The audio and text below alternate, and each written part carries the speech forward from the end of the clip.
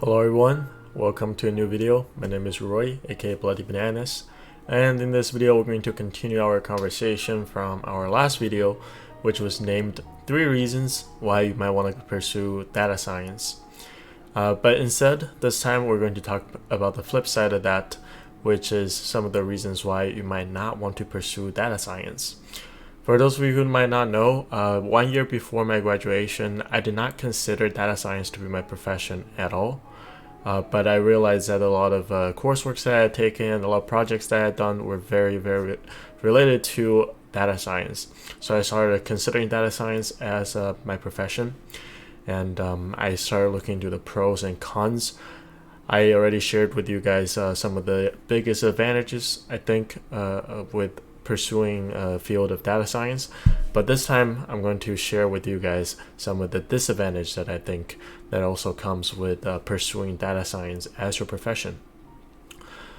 Again, I'm not trying to convince you guys to not pursue data science.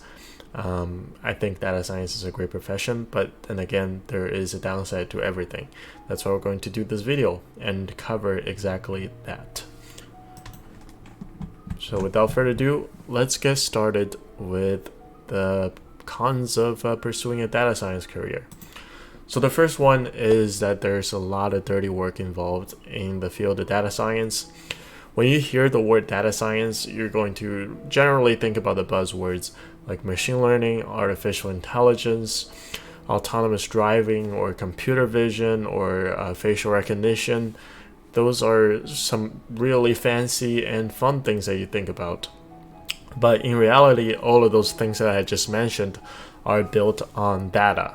And that's why we're called data scientists, because everything is built on top of data. All the science, all the when juggling that we're doing, all the fun stuff is built on data. So one most important thing about this job is data extraction. And then you have to clean the data. You have to make sure that everything is correct. You have to validate that the source of the data is correct and the data that you're getting is correct. And then you also have to do a lot of testing once you are done with all that fun stuff, right? Especially if you're trying to put them into production, which would also comes with the engineering work that I'm mentioning here, especially if you have a more full stack role or a machine learning engineer role, then you're going to do a lot of engineering and deployment, and a lot of people will consider those as dirty work as well. You also have to do a lot of reporting to show upper management or the product team how are the things that you're working is helping the business.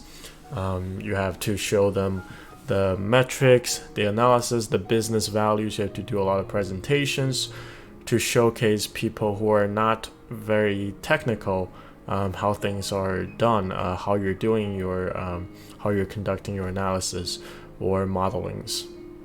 So not all the work in data science is fun and cutting edge, unfortunately. And if you think you're not a big fan of doing all these dirty work, which in my opinion includes at least 80% of your job, your responsibilities of your time, and at least half of those dirty work is involved in just data extraction and cleaning and transferring the data. You might not want to consider going into data science if you consider this to be extremely boring and not fun at all. But maybe you can find a more research-oriented role, research scientist type of role, where you're also working with very fancy stuff, but you might not have to do all these dirty work, but it really depends. Okay, and the next point that I want to bring up is that this role is very communication intensive. Again, when you think of being a data scientist, usually the requirements that you're thinking is math skills, statistics, programming skills. You wouldn't really think about communication, but communication is actually a very big part of the responsibilities of being a data scientist, and it's a very important skill to have, because a lot of times you have to communicate to the project stakeholders. They're the ones that tell you what improvements that they want to see with the product or with whatever you're working on. Those are the stakeholders, and those people are not as technically knowledge as you guys are. So a lot of times you have to explain to them what you're doing. You have to set the expectations for them, because as we all know, not everything is going to work out 100% of the time. Especially in data science, a lot of things that you try might fail. You might want to try this factor, you might want to try this feature. You start doing some experiments and analysis, and then you notice that nothing really works. And that's really part of being a data scientist, is that failures do exist. And we have to set that expectation as well to the stakeholders, telling them not everything will be perfect. We're not going to build this magic thing that just solves all our problems, right? And then you also have to show the business proposition of the project that you're working on. You have to show them how you're evaluating the results, because they're not going to understand F1 score or ROCAUC, right? They're going to want to see how much revenue you're bringing in, or how much user retention you're helping the platform get. And then you also have to communicate with, for example, the data engineers on some of the data issues that you might see. There's a tons of communication. You also have to talk about deployment strategies with the engineering team for your strategies, experiments, or models. So a lot of times, that's also a part of being a data scientist, is that you're talking to all different teams, cross-functional. You're this cross-functional person that needs to know how to communicate to each of them. And when you're talking to the stakeholders, again, you're basically selling your ideas a lot of times. And that's really part of life, right? Even as a data scientist or in life, you're selling your ideas.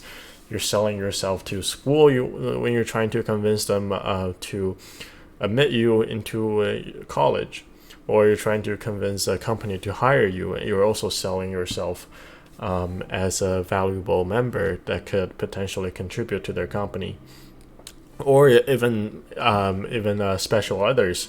You're kind of selling your attributes, saying that I could be a potential partner. So it's no exception in data science, except this time you're selling your ideas and you're selling your skills.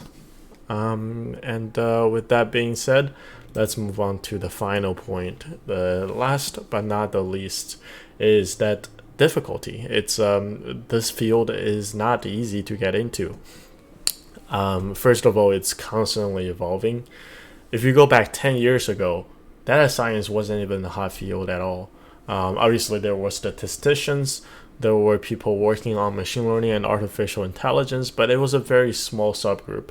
And then as technology advanced and people started developing tools that were more easily accessible to people, it started becoming more prevalent as a profession. So it's always constantly evolving, and there's always new technology and new theories. If you think back then, 2018, I think that was when BERT, or was it 2017 when BERT, NLP transformer model, was first introduced by Google, and that was a huge game changer in the NLP space, and a lot of people started adapting the theories that they used. The attention mechanism in a lot of other models as well. So, and if you want to keep up, you have to keep learning all of those new technology and new theories that are constantly being developed in this field. Personally, I think I barely know this field if I really want to dig into it, because I feel like there's a lot of specialized areas that I have zero idea about. I might have heard of them, but if I'm trying to work on them, I can't be confident that I'll be a good fit. So it really depends on which field you want to specialize in, but overall, this data science field is huge. And then the skill requirements are constantly changing because there are always new technology. There are the new tools that you could use. So the skill requirements are also constantly changing. And then finally, there's generally a degree requirements for getting into data science. I would say the majority roughly, if I would have to give a number, I would say at least 80% of people who got a data science job right out of college probably came from master's degree. I can't really think of anyone that I know got a data science job right out of an undergrad degree. They might start generally with a data analyst job, and that's totally fine. Because generally data science is considered to be a more senior role, so you might need a master's degree instead of undergraduate degree in order to get a data science job right out of college. But if you're interested in data science and you only have undergrad degree, then it's totally valid to go through the data analyst route. Get a year or two of experience as data analyst, and then you can transition into a role of data scientist. So it's not exactly easy, right? And I would say this is actually a pretty big challenge for a lot of people. Even though I said in my last video that as long as you have a quantitative background, then you could transition to data science, and that is still true. But then there's still a degree requirement sometimes, and then there's a lot of skill requirements. You have to acquire those skills in order to transition into the role of a data scientist. And then even if you got into data science, the field of data science, if you don't keep learning new things and adapting to the new technology, then you're going to start losing your edge in the field. And some people might consider this as a pro, that you have to keep learning, but some people might consider that as a con, because they think, oh, I got a job in data science, but I was doing my job fine, and all of a sudden I don't know anything. That's how data science works. We always feel that we don't know anything. And if you feel like you don't know anything, then it's a good time to start learning new things. Yeah, with that being said, that concludes the video.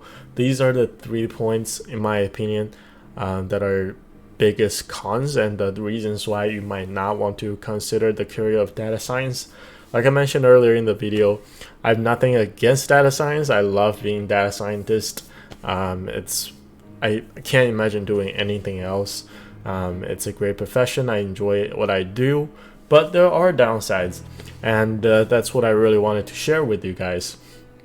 That if you think these points are very, very important to you, and you might not want to pursue data science, and that's totally fine. But if you do want to pursue data science, I have a bunch of videos coming up telling you guys how to prepare for the interviews, and helping you guys how to prepare for some specific questions on your interviews as well. So if you're interested in that, definitely stay tuned. And yeah, hit the like button and subscribe for more. I'll see you guys in my next video.